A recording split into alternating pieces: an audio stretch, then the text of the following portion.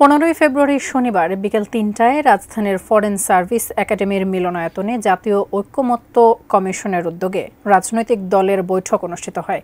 প্রধান উপদেষ্টা ডক্টর মোহাম্মদ ইউনূসের সভাপতিত্বে বৈঠকে অংশ নেয় ছোট বড় সকল রাজনৈতিক দল। বৈঠকে বিভিন্ন দল যেসব দাবি জানিয়েছেন তার বিস্তারিত ইমতিয়াজ আলমের রিপোর্টে।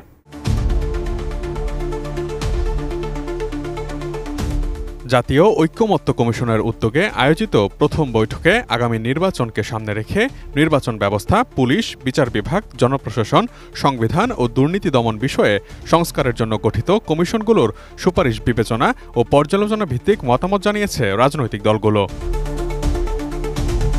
সভায় বিএনপি মহাসচিব মির্জা ফখরুল ইসলাম আলমগীর সংস্কারের প্রয়োজনীয়তা, সংস্কার যে করা প্রয়োজন সে বিষয়ে কথা বলেছেন।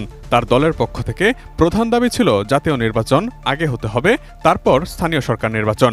এই সংস্কারের যে ন্যূনতম ঐক্যমত তৈরি হবে সেটার উপর ভিত্তি করে অতি দ্রুত জাতীয় নির্বাচন অনুষ্ঠিত হবে, এটাই আমাদের প্রত্যাশা। জাতীয় ঐক্যমত্য কমিটির উদ্যোগকে স্বাগত জানিয়ে জামায়াতের নায়েবে আমির ডাক্তার আব্দুল্লাহ মোহাম্মদ তাহের বলেছেন, সব পজিটিভ সিদ্ধান্তকে স্বাগত জানাবে জামায়াত ইসলামী।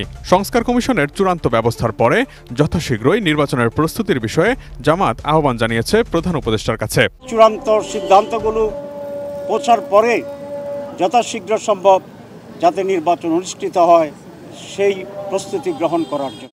বাংলাদেশ খেলাফত মজলিসের মহাসচিব মামুনুল হক বলেছেন, বাংলাদেশে যে সংস্কারের আলোচনা চলছে সেগুলো কিছু ভিত্তির উপর দাঁড়িয়ে হওয়া উচিত।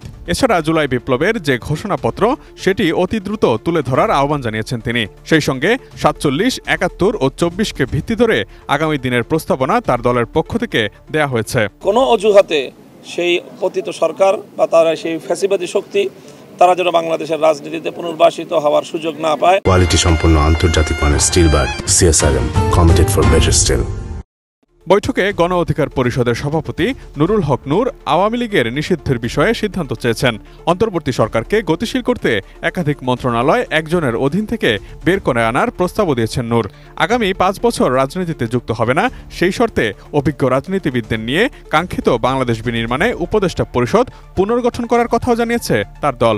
আওয়ামী লীগ নিষিদ্ধের প্রশ্নে মোটামুটি আমরা সকলেই একমত।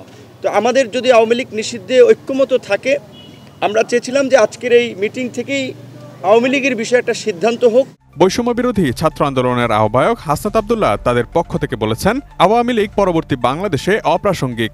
সরকারের প্রতি তারা আহ্বান জানিয়েছেন যেন আইনি প্রক্রিয়ার মাধ্যমে আওয়ামী লীগকে নিষিদ্ধ করা হয়। রাজনৈতিক শুদ্ধাচারের যে চর্চা শুরু হয়েছে তা অব্যাহত থাকবে বলেও আশাবাদী তিনি।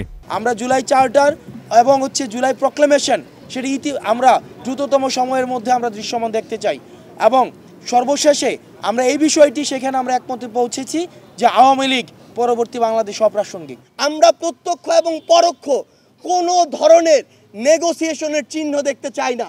যারা দোষী, যারা খুনি, যারা খুনিদের দোষর, তারা যেই দলের যেই মতেরই হোক না কেন তাদের শাস্তি হতে হবে এবং এই বিচারিক প্রক্রিয়ায় কোনো ধরনের আমরা হস্তক্ষেপ প্রত্যাশা করি না।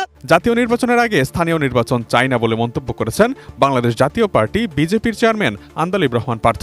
আগামী ৬ মাস কিভাবে সবাই একসঙ্গে কাজ করবে, তার দলের পক্ষ থেকে যেসব প্রস্তাব আছে সেগুলো নিয়ে কিভাবে বিস্তর আলোচনা করবেন সে ব্যাপারে প্রধান উপদেষ্টার সাথে কথা বলেছেন তিনি। ৬ মাস আগে এতগুলি ছাত্র জনতার যে আত্মত্যাগ সেটা জানি কোনোভাবেও নষ্ট না হয়। জুলাই চার্টারকে আইনি প্রক্রিয়ার মধ্যে নিয়ে আসা, যাতে পরে যারা সরকারে আসবে তারাও যেন বাধ্যবাধকতার মাধ্যমে সংস্কার বিষয়ে শেষ কর্মদিবস পর্যন্ত তাদের কাজ চালিয়ে যান, সে বিষয়টি বৈঠকে বলেছেন জাতীয় নাগরিক কমিটির আহ্বায়ক নাসির উদ্দিন পাটোয়ারি। এছাড়াও দলের পক্ষ থেকে নানা মতামত দেন ইসলামী আন্দোলন বাংলাদেশ, নাগরিক ঐক্য, Bangladesh JASAD, AB party, LDP ও লেবার পার্টির প্রতিনিধিরা। Imtiaz Alam, desk report, ATN news.